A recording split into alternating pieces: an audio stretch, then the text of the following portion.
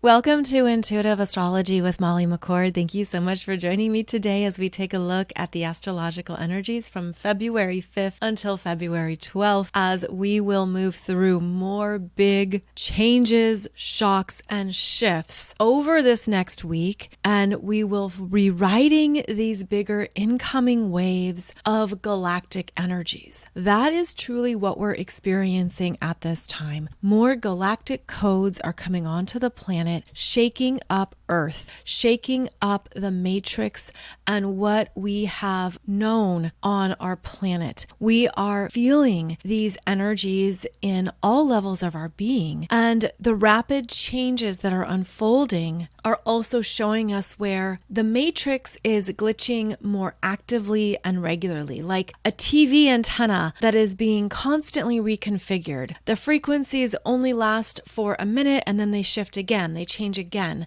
This is occurring at an individual level, and it's part of this very powerful journey we're in, where Pluto in Aquarius is strongly deconstructing what we have previously known and lived, and is asking us, especially through Aquarius season, to remain open to a new creation process, to understand how Aquarius energies works with systems, elaborate, complex energies that all intertwine and work together, similar to how a carefully constructed watch is intricately designed to tick and beat at certain intervals. All of that is being deconstructed with this strong plutonic force of energy that started when the Sun and Pluto were conjunct exactly back on January 21st. And as we know, that also was the beginning of Aquarius season in our current year. Keep in mind that the astrology of 2025 is something that we could have been talking about 5 years ago or 10 years ago. You know, the astrology is laid out for years, decades, centuries of study and understanding. And what we're moving through here now is what we knew was coming, again, 5, 10, 20 years ago. But now we're in it. Now it's real. We don't know how it's going to show up exactly, but we know that at a cosmic level, it's right on time, and that this is exactly what we're meant to be elevating and changing. So keep in mind that at a universal level, when you align your frequency with the cosmos, everything is right on time. Everything is unfolding in connection to these stronger forces, and that we are shifting to very different timelines of change. Again, we're working with new galactic energies. Earth is syncing up with these new galactic codes, and so it shows us what is needed to be dismantled or removed or unraveled, and that's going to continue, which means there isn't going to be stability, or rather our definition of stability as we've known it, especially when you look back in previous decades. We're not going to have what we thought were stable decades of the 80s or 90s, or perhaps whatever time in your life it felt like things were more certain and solid. We are truly elevating and ascending across all spectrums of energy, and that will continue the wild ride. So I offer that with the intention of helping you understand the bigger picture, the bigger galactic picture as well. You know, we can forget that Earth is syncing up and moving into very new frequencies where we've never been before. And this amount of change is difficult on the human systems. It's also hard for our minds to understand it or to wrap around, you know, what we are moving through and what is going on. We can search for understanding. We can try to put together the pieces that are in front of us. But one of the gifts of strong Aquarius energy is to go higher, to take your consciousness to the higher realms and understand that from a cosmic viewpoint, Earth has always evolved. We've always been in these cycles of deep change, and that's what we're in right now. We are in a cosmic initiation cycle, no doubt about it. And we're feeling it. It's working with each of us individually and collectively. It can feel wildly uncertain. However, because we've been on a very intense ride of ascension for a number of years, especially starting back in August 1987, when we had the harmonic convergence that occurred between the planets. Then we moved through the fear and uncertainty of moving into the next century, the year 2000. Then we also experienced a time of great change and uncertainty as it was prophesized that the Mayan calendar was ending in 2012. That's also when we had the 7 squares between Pluto in Capricorn, Uranus in Aries from 2012 to 2015. Then, of course, we've had some other big, rare astrology unfolding, almost too many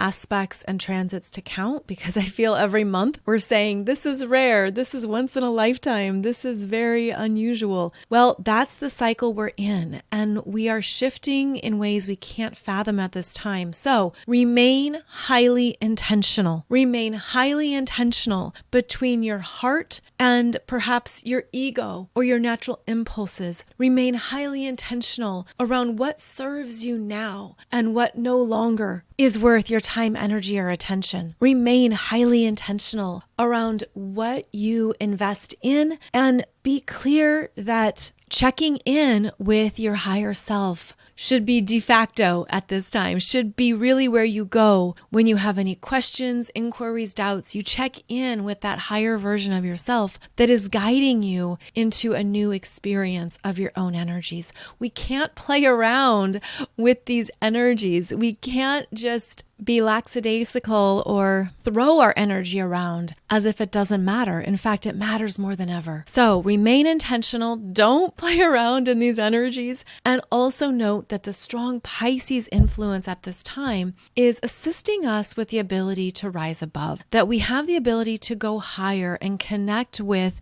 the bigger soul stories, soul growth, and soul wisdom that's available to us. This also is a beautiful time to bring in more compassion, to bring in more compassion and love for all beings, to pray for all beings, to extend love to all beings, to allow yourself to grow with this influence of higher vibrational Pisces expressions, and to understand how that is also an important part of this quantum growth. We are in a time of quantum growth that happens rapidly, suddenly, unexpectedly, and that's going to be unfolding over the next week, also over the next year. So this is going to be our new normal, if you will. This is going to be the energies we continue to navigate. And it might be wise to practice the metta prayer, or to keep that somewhere handy so that you can put your hand on heart and tap into that energy that reminds you that all beings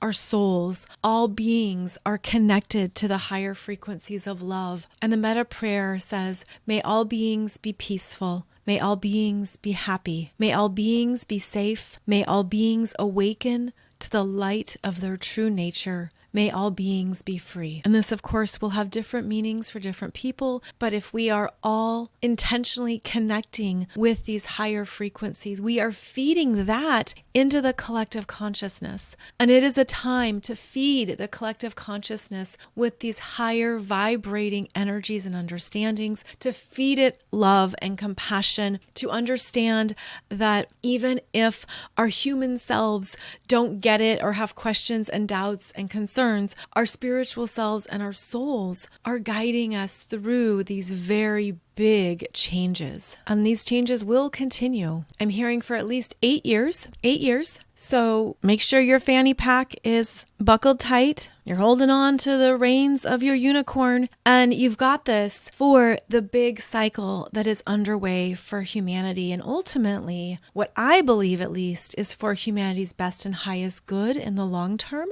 And if you also will feed into that awareness, then we're all going to be navigating and steering the collective consciousness through any change or turbulence and rise above into the higher vast potentials of what the new earth is about, what we choose to create through the energies of peace, love, connection, joy, success, and happiness, that those frequencies are always available to us at all times. And as I said, the energies this week are quite dynamic. So we're going to get right into that. And then I did want to give you a heads up that last week I was on a pilgrimage. I didn't know it at the time.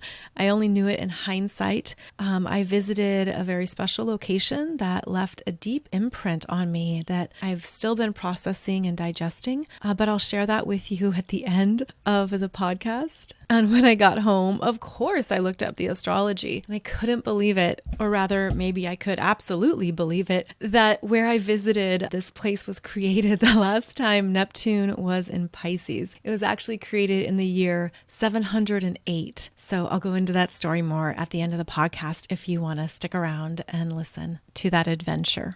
Important to note that we just had Venus enter Aries. It occurred February 3rd or February 4th, depending on your location. And we've also just experienced Jupiter stationing direct at 11 degrees of Gemini. Now, both of these energies turning around can bring about a sense of new endeavors to move towards, creative forces coming alive, a desire to create and move towards something that you want. But keep in mind that Venus is in her shadow territory at this time, which is the case for all of February, as she will station retrograde March 1st. So even though Venus is ready to trot and ready to go here in Aries, there will be restarts, resets, and redos. So try to temper those flames. Try to hold back on moving full steam ahead in the Aries areas of your chart, because Venus is going to be crossing back over this territory and reconfiguring, or perhaps completely deleting, whatever it was she wanted initially. That's because this Venus in Aries is impatient, independent, sovereign. She's ready to do her own thing, go her own way. But with the upcoming retrograde, there will be a sense of, nah, I don't want that. Never mind. No thanks. And she moves fast. So these could be quick realizations. These could be parts of yourself that get excited, and then 2 hours later, you're like, never mind. I don't want that after all. On Monday's show, I will be diving into this Venus retrograde journey that we are embarking upon, as it is quite rich and has a lot of depth. So we'll be starting to talk more about Venus retrograde on Monday's podcast episode. But certainly worth noting that she's now in Aries, but it would be wise to hold back and not charge ahead on whatever you want, especially if you're feeling impatient around it. Rather, this is a time to be aware of what it is you want and to acknowledge it and see where you're ready for change, which is something that Venus in Aries loves. It loves change, something new, something fresh, but there is a pause coming up and a reevaluation journey as well. From a financial angle, go slow with your financial choices and decisions, especially anything related to Venus, especially concerning shopping, clothes, beauty, possessions, your appearance, your physical self, and whether or not you're feeling confident in your body or you want to make a change. Perhaps there's a new creative endeavor that you want to move towards, but as you go in that direction, you're starting to feel the slowdown, or that you don't really have a lot of energy for it after all. So it's just a time to be mindful of what you want, because Venus is going to be changing her mind, and it is not a wise decision to be impulsive or to be too hasty, which is something that Venus in Aries always needs to keep under control, but perhaps doesn't always do so very well. Jupiter stationing direct at 11 degrees of Gemini makes messages louder and clearer, but because Jupiter is not strong in Gemini, there can be more glitches,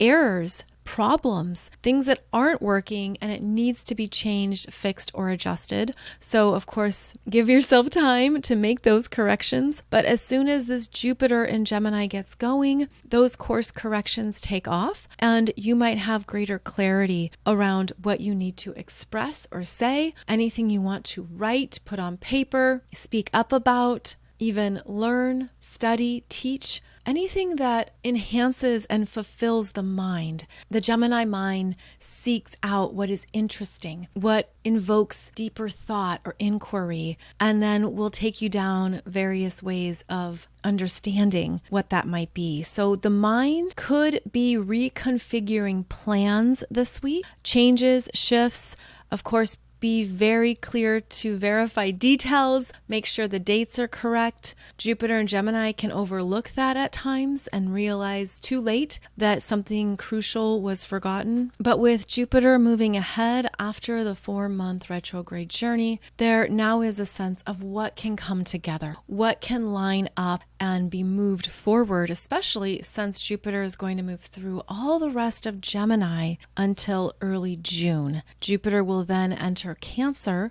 on June 8th, 2025. So now Jupiter moves through all of the degrees of Gemini in your chart and brings about perhaps what you perceived as delays or cancellations. Jupiter will bring it back around in some manner to support you and be beneficial, which is how we know Jupiter's energy to perform. Now, Friday, February 7th has beautiful energy as Venus in Aries sextiles Pluto in Aquarius at 2 degrees, and the Sun in Aquarius sextiles Chiron in Aries at 19 degrees. So here we have 2 sextiles unfolding in the Aries and Aquarius areas of your chart. So this means these 2 sections of your chart, these 2 houses, are connecting, bringing something together that is open, flowing, beneficial. There's a powerful development here as well when Venus sextiles Pluto. Even though she is in her retrograde shadow territory,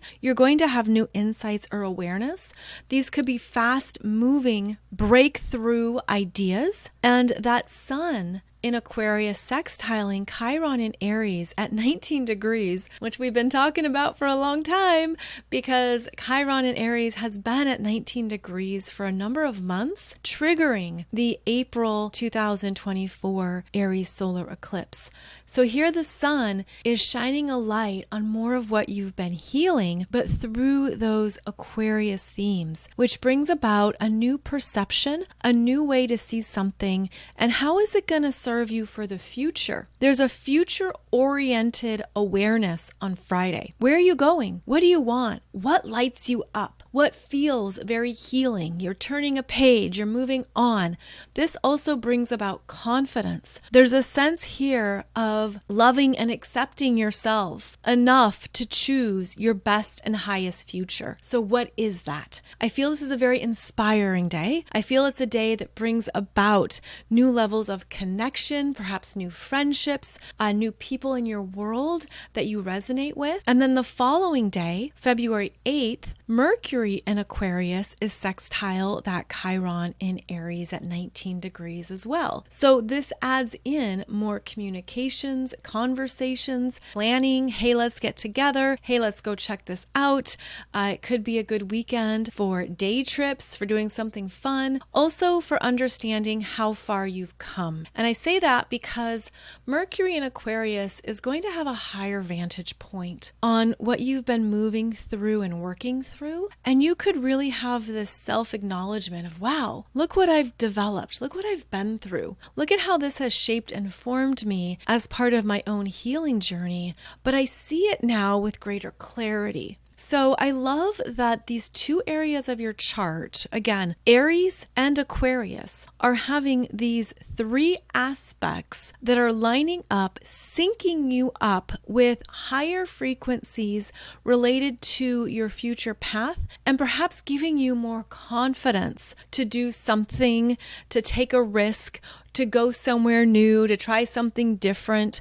This is the energy too of just being open to whatever shows up. I mean, that's what the Aries and Aquarius energies like. They like to do something wild and different and fun and cool and unexpected. So keep in mind that this could be a time period where your energy is expanding with these higher frequencies and connecting you to more future potentials. Again, I also feel a rise in confidence here. And there's a lot to be said around feeling confident enough to not care. What does that mean to you? If you're confident enough to not care about something, how does that feel? What rises up within you that gives you an understanding of who you are, what matters to you, what you love, and that's all you need. So there can be a strengthening of your self-confidence, your sense of self, an acknowledgement of everything you've healed and what you've lived through that has required you to step into more of your own confident, radiant self. So I hope that you feel that.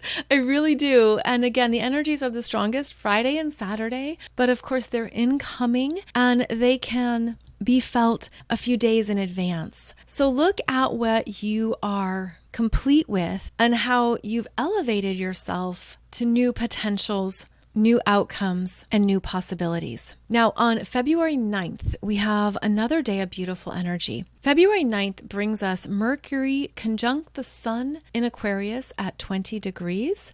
And this is the Mercury Cazimi that occurs after every Mercury retrograde. Now, if you'll recall, Mercury was retrograde in Sagittarius back in November and December, and that's when Mercury spent 2 months in Sagittarius. Well, now Mercury, the fastest moving planet, is catching back up to the Sun and makes this conjunction to the Sun. And Cazimi is when Mercury is in the heart of the Sun. And this occurs when Mercury is a very tight exact conjunction. But because Mercury moves so fast, the energy doesn't last long. So here comes Mercury bringing messages, information, and insights that he's learned back to the Sun, your solar consciousness, and feels that energy being implanted into the Sun. And even though the Sun overpowers Mercury, the Sun's energy, light, and consciousness is very dominant here. Mercury gets a reset. This is a mercurial reset at 20 degrees of Aquarius, where there could be new alignment, new understandings, arriving around whatever you've needed to understand about the future, about Aquarius themes. So friends, connections, groups, your soul tribe. This I feel aligns with a sense of a soul growth trajectory in this lifetime, and that you could have some new understandings about what you were learning or understanding. And it's almost like I see the energy connecting, and that Mercury drops off something into the Sun, into the heart of the Sun, and I feel it burning away. I feel it burning, dissolving, dismantling, just being purified. It would be a purification process. Now, in Aquarius, the Sun is known for being in its detriment, and that's because the Sun is in the opposite sign of its home sign of Leo. So the Sun in Aquarius is the furthest away from its home sign of Leo, and whenever that occurs for a planet, we say it's in its detriment and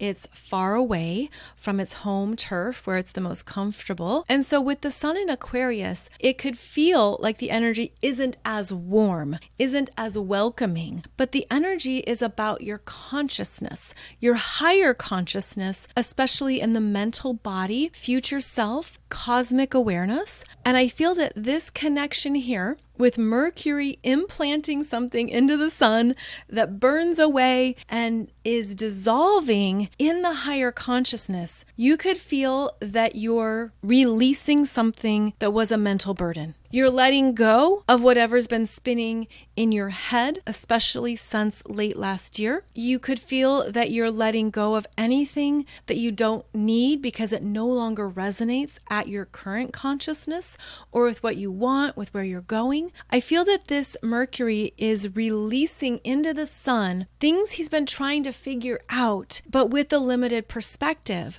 Now the conjunction to that Sun in Aquarius expands Mercury's awareness, and he has this aha understanding of, oh, I didn't know that piece of it, or I didn't see it that far down the line. I didn't understand the bigger picture of it all. So bigger picture awareness is coming in. February 9th, Mercury conjunct the Sun in Aquarius at 20 degrees. This Cazimi could grant you a realization realization and an awareness that you were previously disconnected from. Also on the same day, February 9th, Mars retrograde in Cancer trines Saturn in Pisces at 18 degrees. This is a beneficial connection of energy between Mars, the Sun, Saturn, the Father, in case that helps with any archetypal understandings. And that Mars retrograde in Cancer, as we know, has been on quite a journey. Mars has had to figure things out, swim in the depths of his heart and his feelings, travel back into memories and experiences that he'd rather not visit, dive into more of what has been lingering in his heart and in his emotions. And there has been a sense here of, what do I do with it? What do I do with these feelings, these messy memories,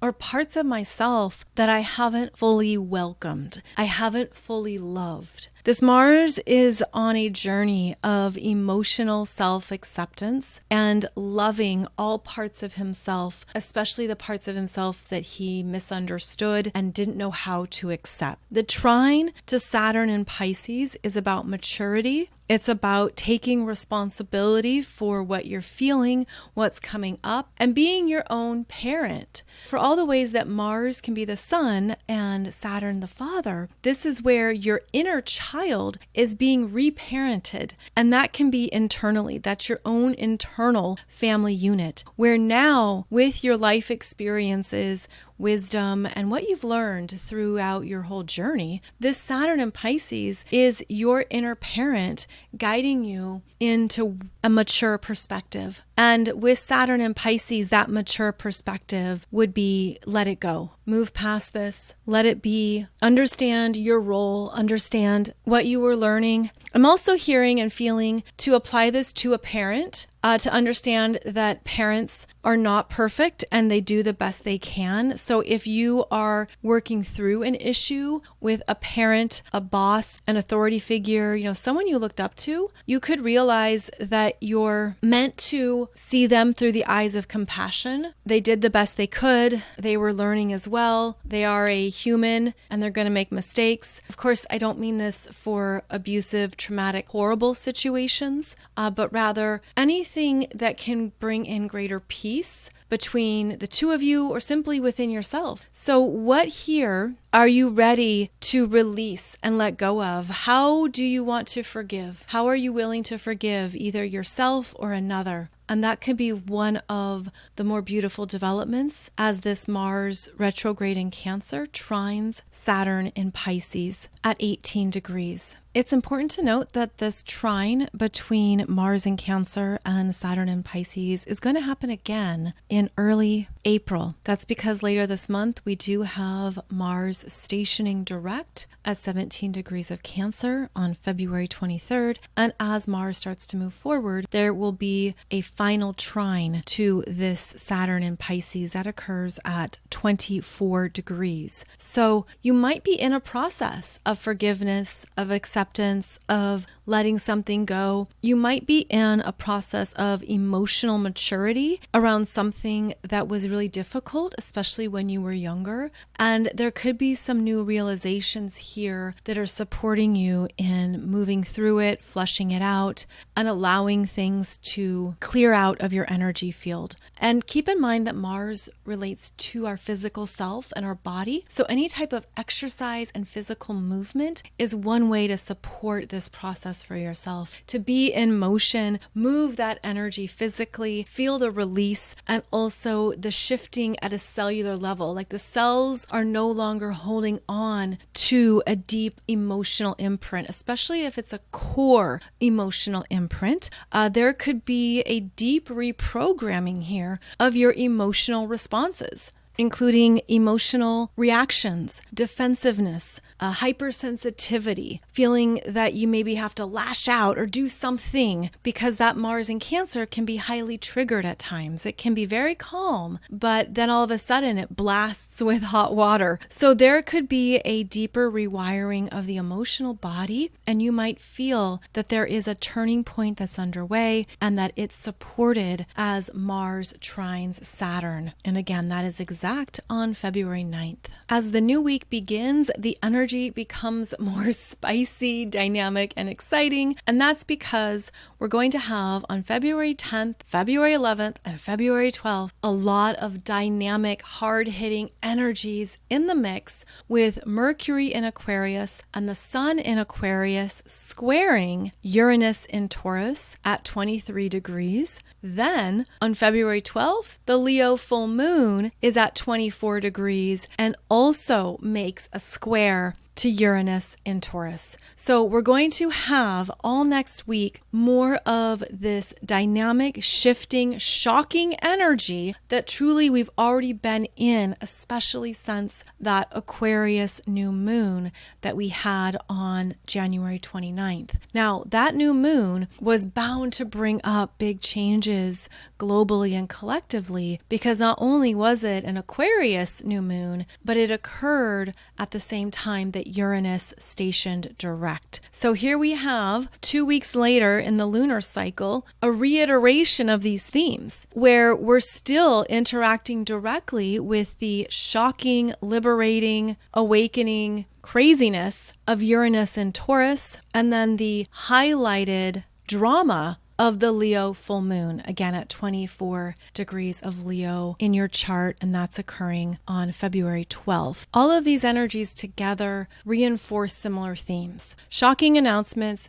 big deals, significant changes, wild card developments, things happening out of the blue that jolt us. I mean, we've already been in that energy and we've already been experiencing that daily, if not hourly. And the middle of February is going to ramp it up some more. With this strong T-square in the fixed signs, 3 areas of your chart are being changed, liberated, and ultimately recreated. But the recreation process is very erratic at this time. And we're meant to be outside of our comfort zones. It could be even hard to remember what your comfort zone was at this point, but we're meant to be seeing things from a higher vantage point. Again, the galactic energies are incoming. They're also asking us to be more adaptable to the unknown, to stay open to that's how we move into these new realities, is that we simply follow the frequencies and our own higher consciousness. I'm seeing this as the energy of the higher consciousness, the higher mind, which I'm seeing in like the 15th or 16th chakra, is where the frequencies are connecting. And then for some people, there is a very clear channel of downloading from those higher chakras. Like you're able to get the information and be like, okay, I don't understand this, but I trust the frequency and what it's about, and I know this is the right direction or choice. But then for other people, it goes into that higher chakra and then it gets scattered and lost, and they're not in alignment with the higher connections and frequencies as they're coming through. So this is about looking at your own alignment with these higher chakras that are receiving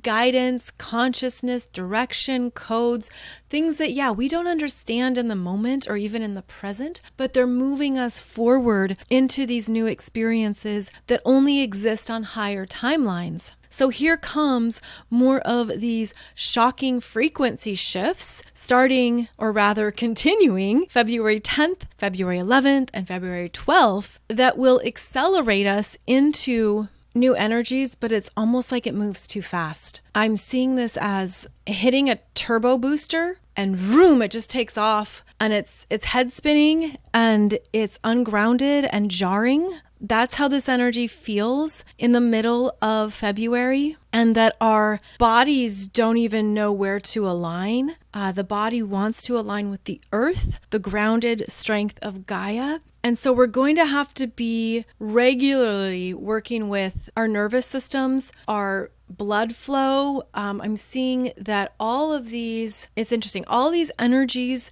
in the body are seeking realignment, but they all do it at a different pace. And so the neurological programming, the neurological energies can adapt intellectually, but then the body is slowed down because the body is in more of the density and it's taking time for the body to adapt. And I'm even seeing that the blood will rush at times and then go slow, sort of like it hits that adrenaline rush and then it throttles back. So I'm feeling like all these parts of our energy systems are looking to adjust to these frequencies, but it feels like a lot is out of whack. It just doesn't fully align just yet. And that's where we can also feel displaced, energetically scattered, where a part of you is here in this reality and another part of you is way over there, not sure how to describe it. Your body just wants to get some sleep and rest, but it can be difficult to rest. You could also feel that at night, your body is becoming more electrified. That's what I'm hearing, electrified, that you're working with more currents in the cosmos, more of these frequencies, and it's hard to settle or to ground. It can even feel like you sleep for a bit and then you wake up fully rested. Or conversely, you sleep for a long time, but you wake up still exhausted and still tired. And this is part of the inconsistency I'm seeing that we're learning to work with. So go easy on yourself, of course, and trust what you need. When you need rest and you need downtime, it's for a reason. Also, when you're feeling energized and ready to go and excited and that everything is flowing, trust that as well. It feels that the body needs the most support and that the body's need to ground and to tap into the simple basics of life is more essential than ever. So walking around barefoot could be very supportive as you touch the ground, whether that's just the carpet or the tiles or whatever it might be. The grounding connection could feel stabilizing. Water, lots of water is important because also it can help with any headaches or anything that's affecting the brain and the mind with all of these high frequencies. Of course, the sun is very active as well. The sun is exploding with consciousness and new awareness. We talk about how Gaia is in an evolutionary journey. Well, so is the sun. And the sun is very powerful right now in its growing consciousness of what it offers and brings to our solar system. So the sun is affecting us. And I also feel that it's beautifully charging us faster than ever.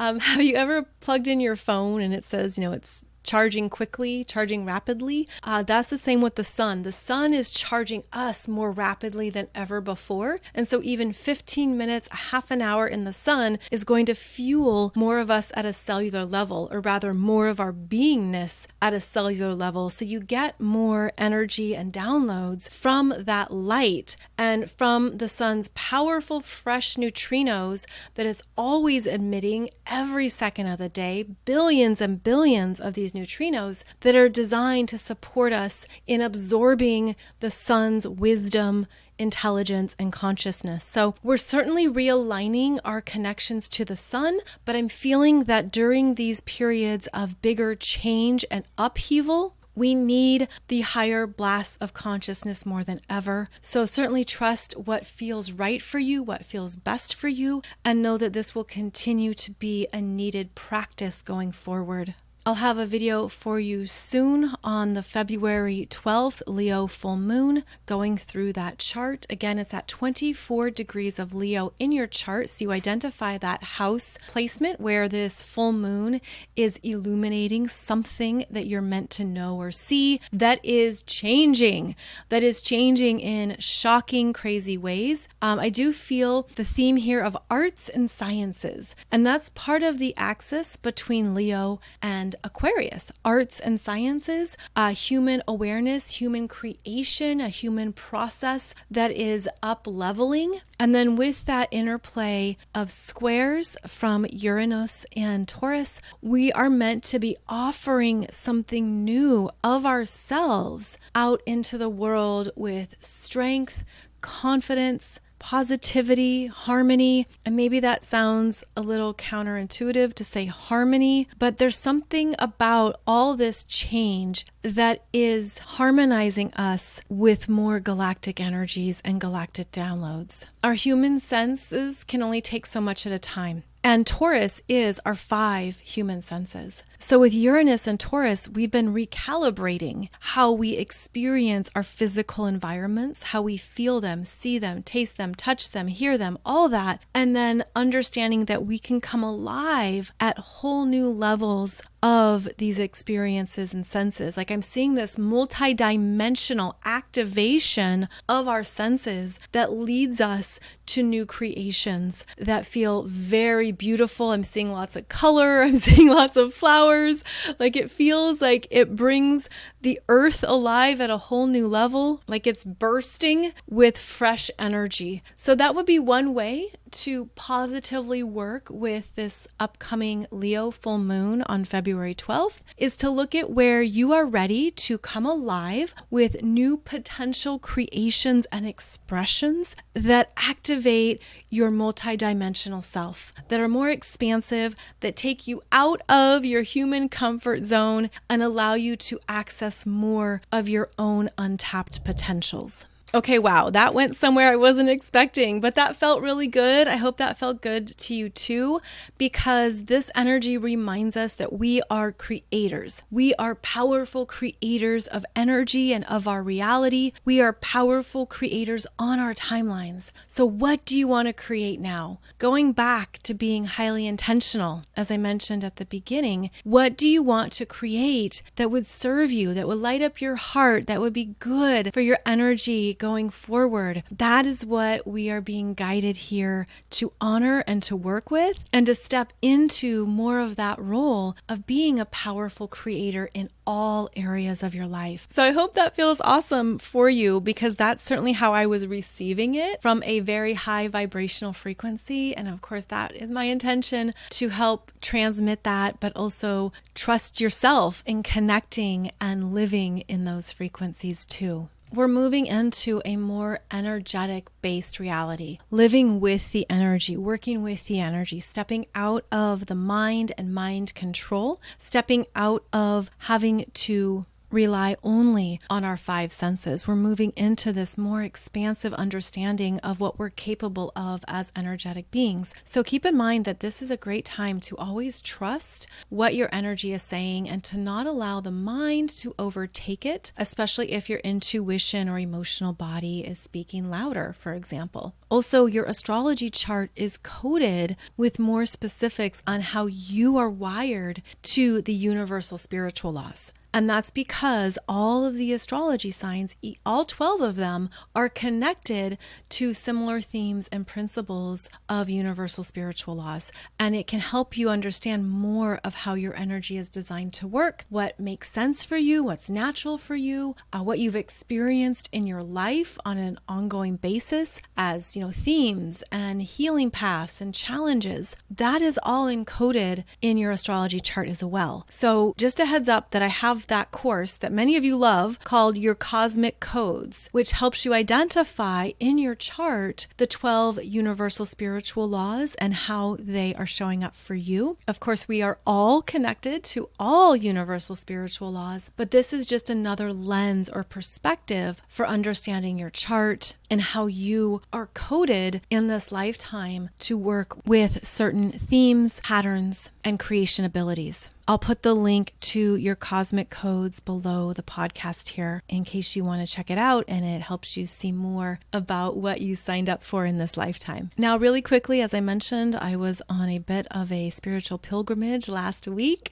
unbeknownst to me that that's what was unfolding. I thought I was traveling for one reason, and then it turned out to be a separate purpose. So I was spending time with one of my dear best friends in France last week, and I felt a deep calling to go to Normandy and visit Mont Saint-Michel, which is a tidal island that has existed for centuries. Now, Mont Saint-Michel is not its original name, but it is that island fortress in northern France that had a very special birthing experience. It started in 708, the year 708, when a bishop received a message in his dream from Saint Michael. He received the message to build a church, a sanctuary on this rocky island. But of course, as you can imagine, as he shared it with people, they thought he was a wackadoodle, crazy man and did not believe his vision. Well, the story goes that Archangel Michael returned to him 2 more times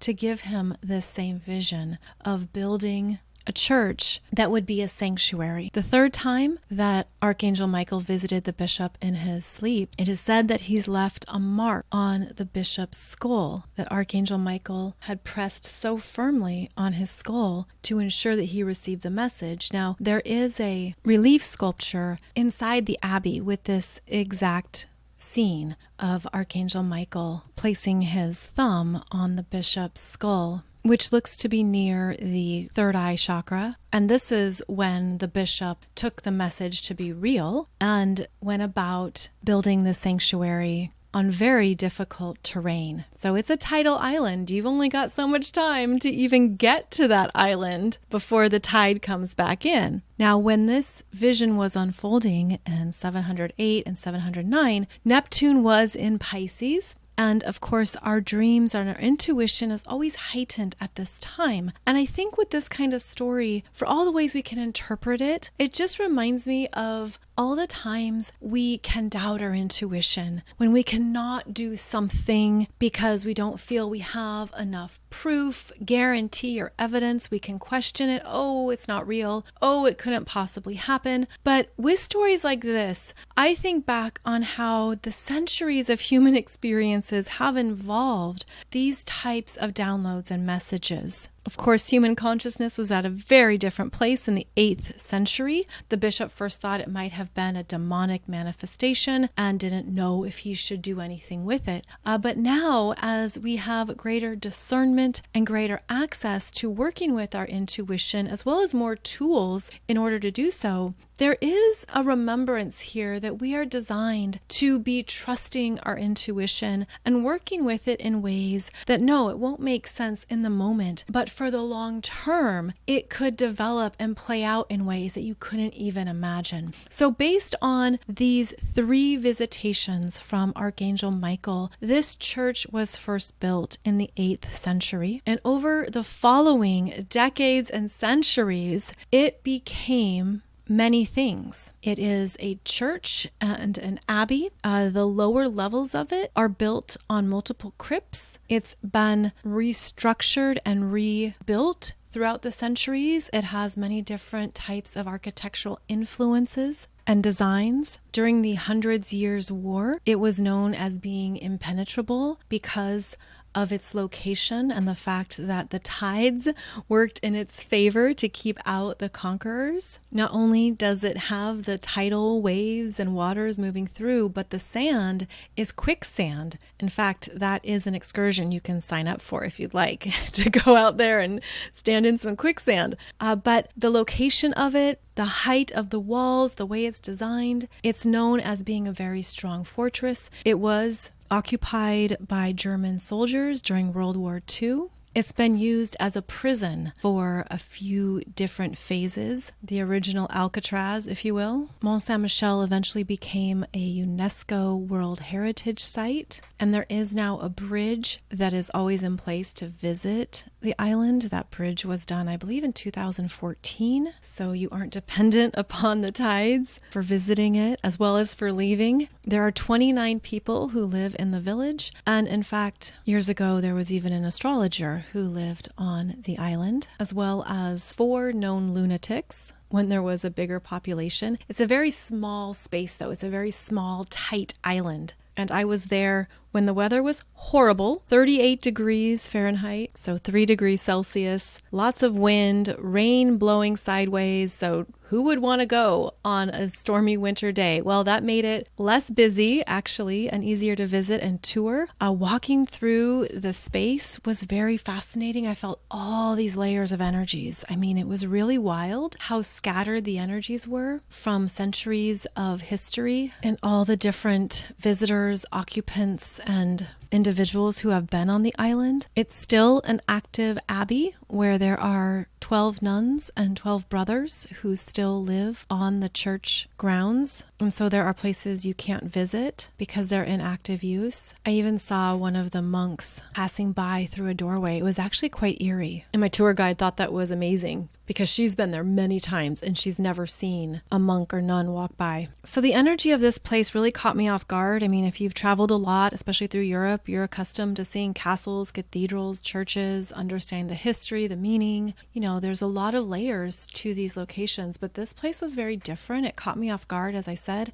and it had a lot of downloads for me, a lot there that I felt connected directly to Archangel Michael, since it was a sanctuary built in his honor, although it's been used for many purposes since then. And of course, it felt quite Piscean, strong Pisces energy, simply because obviously it's surrounded by the ocean. It's dependent upon the tidal charts and is always being surrounded by ocean energy, plus the fact that it is a sanctuary, it's an island, strong Pisces themes here. And it just reminds me how powerfully we can trust our intuition, especially against what seems like crazy odds or insurmountable ordeals, that we are designed to continually connect to the higher realms, to trust our downloads and our intuitions, and that yes, our free will allows us to tune out and not go in one direction that our intuition is guiding us, lest we look like a lunatic or that we are crazy.